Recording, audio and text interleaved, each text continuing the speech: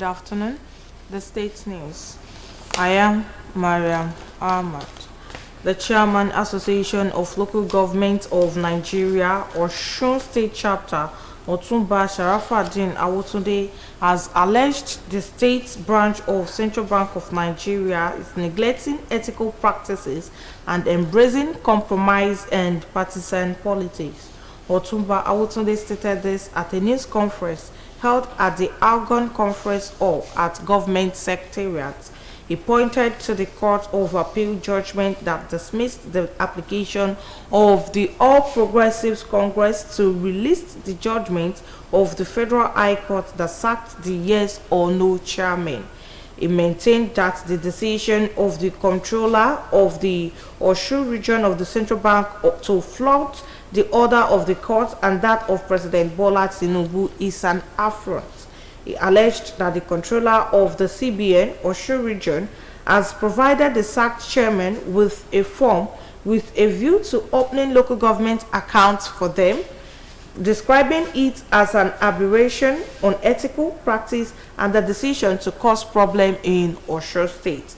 Expressing his dissatisfaction in the way the authorities of the CBN Osun region treated the legally voted chairman under the umbrella of People's Democratic Party legally during a visit to the bank in Osogbo, he noted that the controller of the bank intentionally made herself unavailable.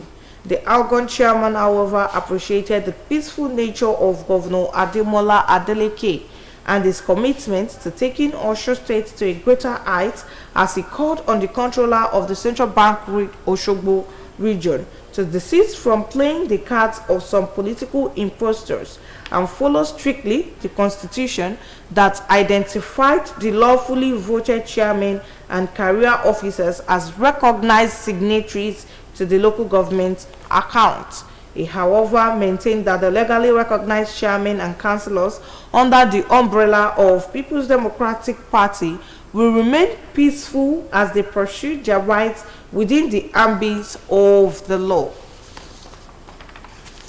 A member of the House of Representatives, Honorable Olusoji Adetunji, has raised alarm over the prolonged suspension of banking services in Osun, Ifelodun, Borikpe Federal Constituency of Osun State due to incessant armed robbery attacks. Honorable Adetunji raised the alarm while presenting a motion titled Urgent Need for Strengthened Security to Restore Banking Operations in Osun, Ifelodun, Borikpe Federal Constituency of Osun State. He noted that access to banking activities is a fundamental right and necessity that no Nigerian community should be denied, saying the situation is a grave threat to economic activity, citizen safety, and financial inclusion in the area. The lawmaker, who is a member House Committee on Appropriation, recalled a series of violent incidents, beginning with a devastating robbery on February 2016 that targeted 3 commercial banks in Ikemu, which left 10 people dead. He also highlighted subsequent attacks, including a deadly assault on another commercial bank at Iragbiji on September 2021, where 4 people were killed, as well as similar tragedies in Okuku and Ire. The Osun federal lawmaker urged the federal government to establish and implement a robust long-term security architecture to curb persistent armed robbery attacks and allow for the safe reopening of banks in the constituency. Following the adoption of the motion as seconded by Honorable Mudashir Alani, the House referred it to the Committee on National Security and Intelligence for further legislative action. The final home journey of late Elder Stephen Omoni Egodofo commenced this afternoon with Christian wake-up at his residence, Hallelujah Estate, Osogbo. A statement by the deceased family stated that commendation service holds tomorrow morning at African Church Christian Cathedral of Egbatedo, Isale-Jebu, Osogbo, while another Christian wake-up will also take place in the afternoon at his residence, Isabome, Esyodo, local government, Ondo State.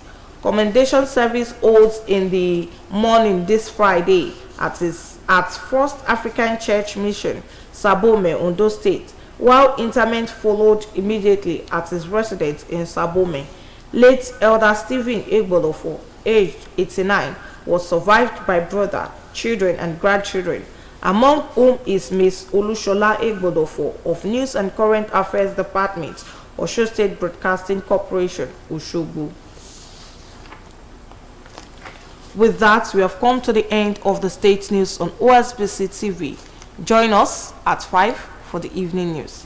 Thanks for watching. Good afternoon.